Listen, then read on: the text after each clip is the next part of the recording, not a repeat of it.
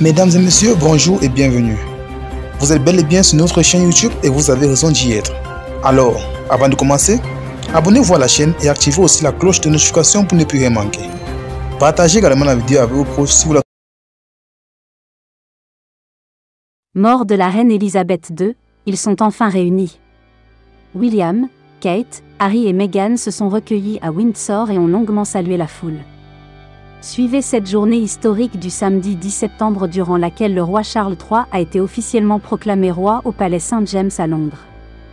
Elisabeth II est décédée jeudi, à Balmoral, en Écosse, à l'âge de 96 ans. Depuis quelques mois, elle souffrait de difficultés pour se déplacer et avait récemment limité ses apparitions publiques pour passer progressivement le relais à son fils aîné Charles, 73 ans. Ovationné vendredi devant Buckingham Palace par des milliers de personnes à son retour à Londres, celui qui répond désormais au nom de Charles III sera officiellement proclamé roi ce samedi. Le Conseil d'accession, groupe de dignitaires, s'est réuni samedi dans la matinée au palais St. James à Londres et proclamé que Charles est devenu roi. La proclamation sera lue au balcon du palais St. James, puis relayée par le roi d'armes de l'ordre de la Jarretière et une demi-douzaine de héros en calèche qui iront également la lire à Trafalgar Square, puis au Royal Exchange. Et voilà, ce live est maintenant terminé. Charles III a été proclamé roi et a eu une journée sacrément bien chargée. On pensait en avoir fini après sa rencontre avec la première ministre et les différents politiques britanniques, mais voilà que Kate, Meghan, Harry et William sont apparus en bande à Windsor. Ces retrouvailles n'avaient absolument pas été annoncées. Rendez-vous demain, dimanche 11 septembre, pour un nouveau live. Merci de nous avoir suivis, et bonne soirée. La bande des quatre, sous les applaudissements. Les deux frères et leurs épouses, réputés en froid depuis quelques années, ont marché tous les quatre de front sous les applaudissements de la foule rassemblée pour rendre hommage à feu Elisabeth II. On redoute l'octogone à Windsor, mais tout a l'air de bien se passer. Les frangins ont échangé quelques mots. Serait-ce la trêve ? Les deux petits-fils de la reine Elisabeth et leurs épouses respectives sont réunis, enfin.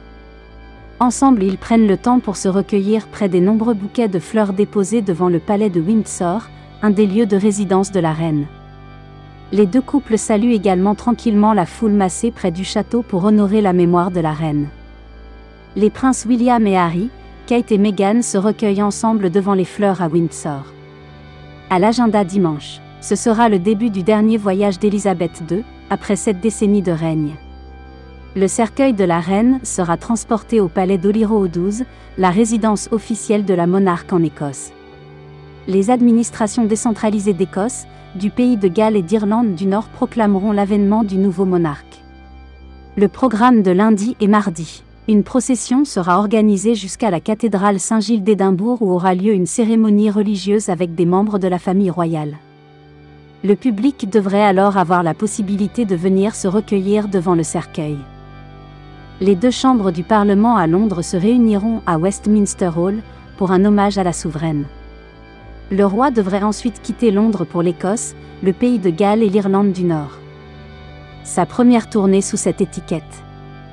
Mardi, le cercueil sera acheminé par avion à Londres puis au palais de Buckingham. L'arrière-petit-fils de la reine Elisabeth est inconsolable depuis son décès. Le morguier chargé de garder son corps est également inconsolable selon nos informations fournies par nos correspondants. Toute la famille royale n'arrive pas à croire ce qui se passe.